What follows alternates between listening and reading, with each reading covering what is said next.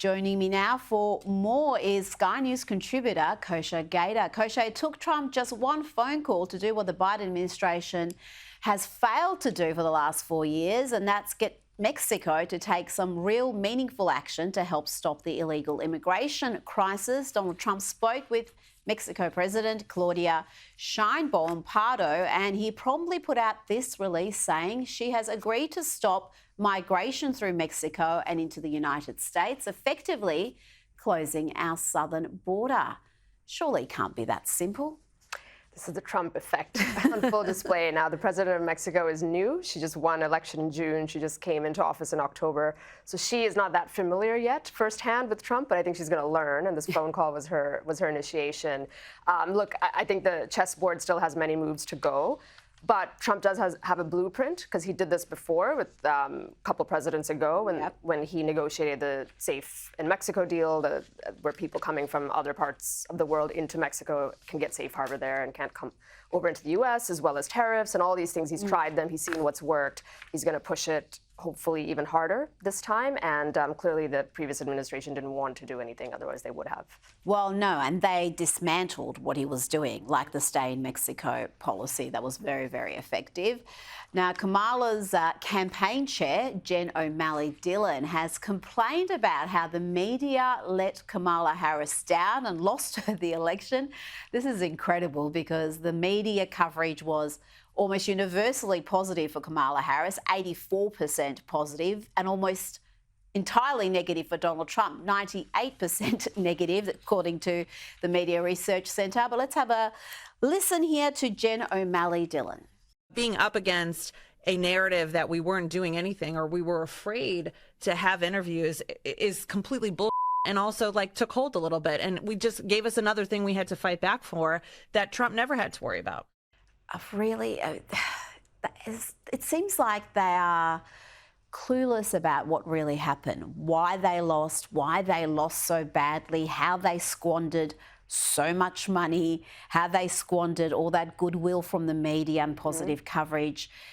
If this is really where they are, there's a long way to come back, because they haven't seemed to have learnt any lessons from this loss. No, it was some serious coping. And you have to wonder how much of it is she was on camera on a podcast and she's saying what she, as the chair of the campaign, has to say. She's not exactly a reliable narrator. Or does she really know it deep down inside? Who knows? It could be that they actually don't believe it, because whining about the media, for anybody who follows the media, is the funniest place to go.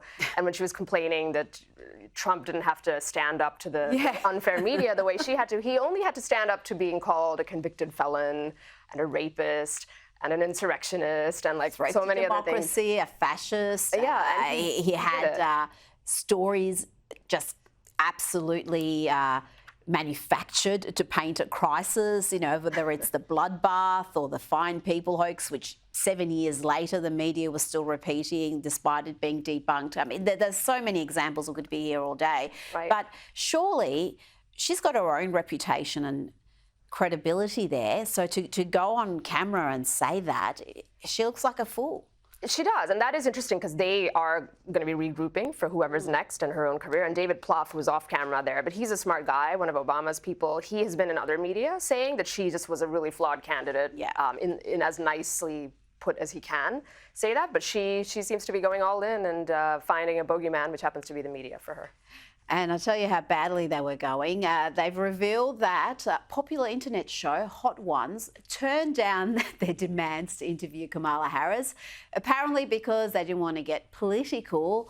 This has got to be new low, Kosha, to be rejected by podcasters effectively when you're running to be the President of the United States. That really is funny. I will say, to give the podcasters the benefit of the doubt, if it's true that they have never had a political guest on, that's what they claim. I'm actually not that familiar with all of their episodes.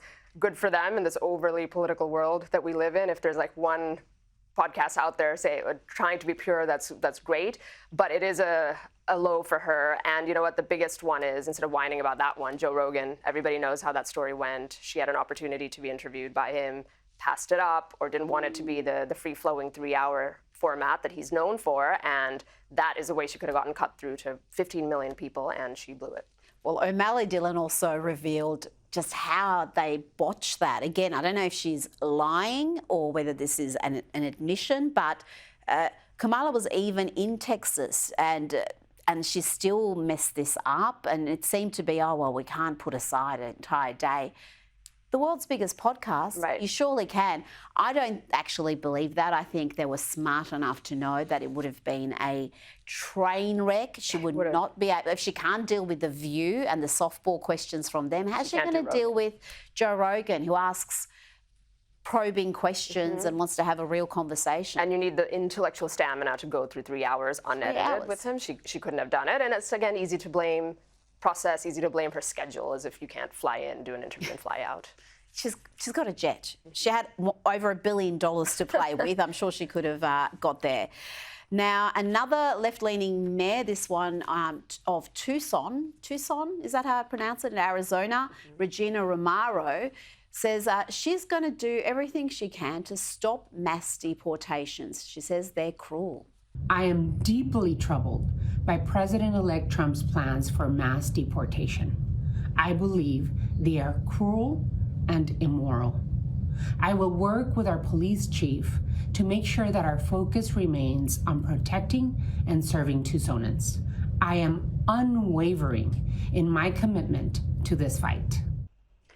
Oh, Kosha, what do these mayors not understand about elections having consequences? Donald Trump has a clear mandate when it comes to deportations. It wasn't a secret. It was a major policy platform.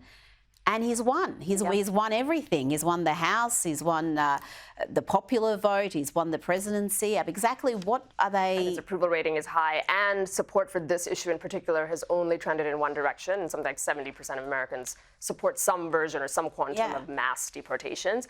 I think what they're going for is they know that they can flout the mandate and the law and all of this, as they have done for the past 40 years in varying degrees, and especially in his first administration, he was met with similar opposition.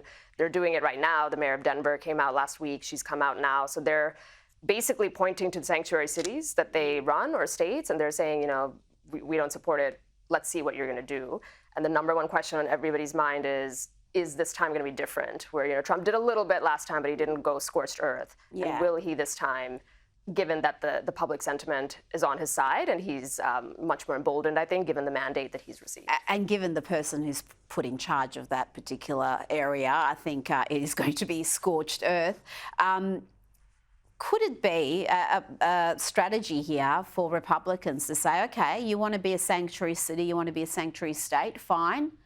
Illegal immigrants can move there, and in the other states where they are going to cooperate, we're not going to have this issue. I mean, could that be a strategy you employ? It says you vote for these policies, you live by them, and cutting funding, federal funding for sanctuary states. And there are definitely levers, for sure. They need the political will and the spine to fight people like this, to fight the media, to reframe the issue. And let's hope that this time the team is much more equipped to do so. But of course, longer term, you would imagine the Democrats have plans to have a path to citizenship fast-tracked for a lot of these. And we're talking about millions upon millions of people, and they're counting that they're going to be voting Democrats for the foreseeable future. They may be wrong, but that's what they're hoping for.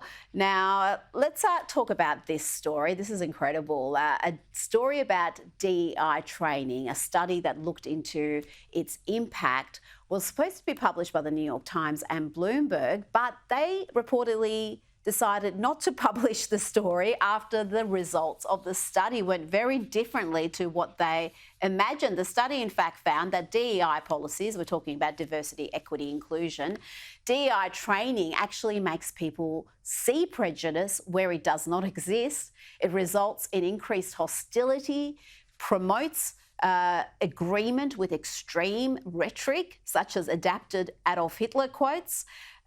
This is incredible. This is what we're talking about, because a lot of this so-called affirmative action, reverse racism, it's just racism. It's just an obsession with race and giving certain privileges to people for things that they have no control over, whether it's their gender, their ethnicity, or their sexual orientation. Yes, and on top of that, it's like an $8 billion industry, this whole DEI complex. People like Ibram X. Kendi and Robin DiAngelo have become multi-millionaires off this this industry and the solutions that they purport to do it. Half the American workers have had to take some form of training in HR departments about this stuff. So at best, it's a complete and utter waste of productivity and value in these companies. And at worst, it's something more sinister, like you're saying, that it's actually priming people in a negative way. So not only is it a waste, but it's making people focus on things that they otherwise wouldn't have. And I think that blind taste test in this study, where they were taking passages from Hitler and changing out people, is fascinating. And some enterprising podcaster should go and like do a whole bit on that, because I think it would go viral. That was incredible. This study is. Yeah, we could talk about it for an hour. Some of the insights are incredible. Kosha Gada, thanks so much for your time tonight.